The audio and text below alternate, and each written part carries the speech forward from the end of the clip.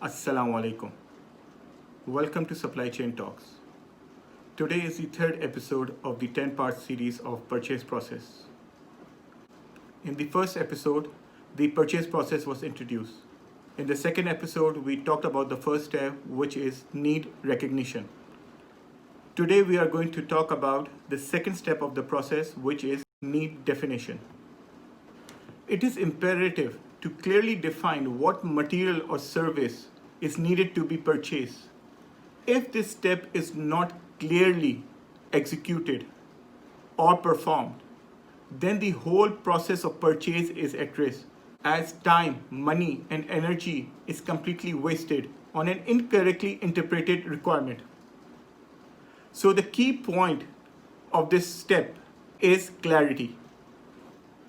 Whenever a need is generated in an organization, a clear description of the need requires to be conveyed to the supplier to avoid any misinterpretation.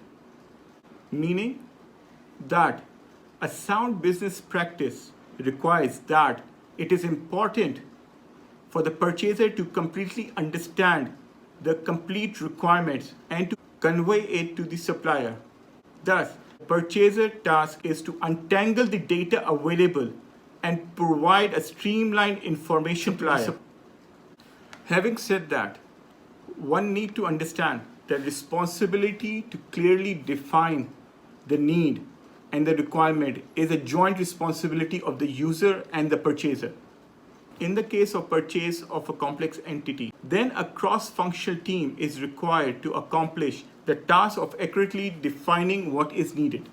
Benefit of a cross-functional team is that input is taken from all stakeholders behind the requirement or all the stakeholders that would use that material once it is purchased.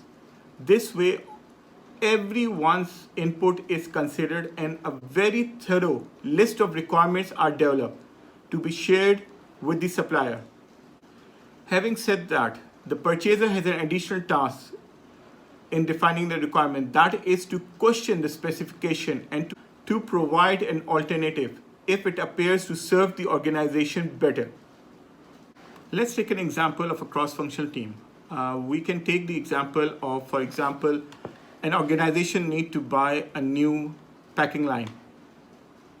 In this regard, which members need to be included? Obviously, a team from manufacturing, production, engineering, and IT. The inclusion of IT is necessary, for example, that the packaging line needs to be integrated with the ERP system. Manufacturing needs to be there as they will be using the equipment, the machine, to provide the output.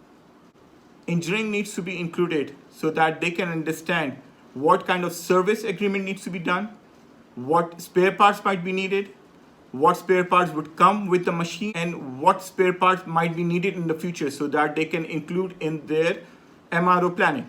In this manner, a complete list of requirements is defined. On the other hand, how can a purchase department support?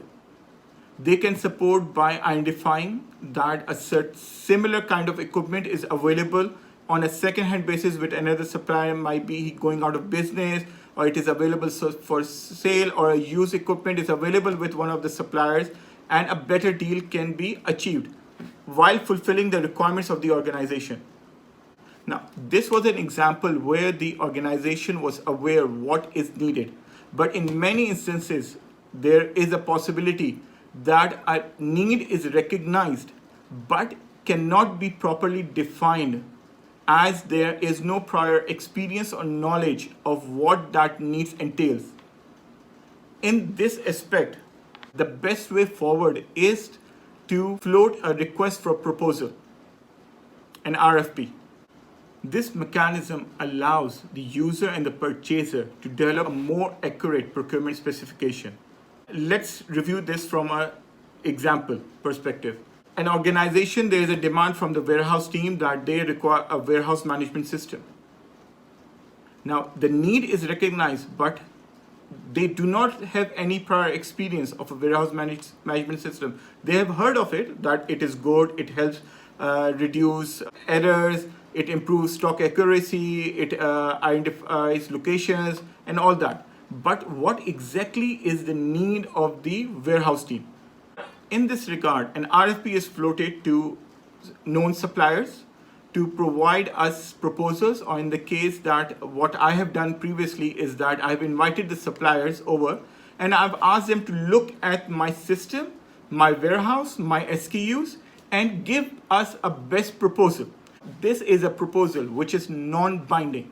It allows us to look into detail what are the options available, and then we can select one by one what is actually needed for us, and we can basically then make our own list of requirements. In this way, it is highly beneficial to define the requirements in the case where the user had no prior experience or understanding of the options or specifications that are available for the need. Most of the requirements or needs which come to the purchase department are standard. For example, stationery or services, day-to-day requirements. But obviously there are needs which are complex and the requirements are not known. And we have seen here how we can address those by creating cross-functional teams or through the RFP process.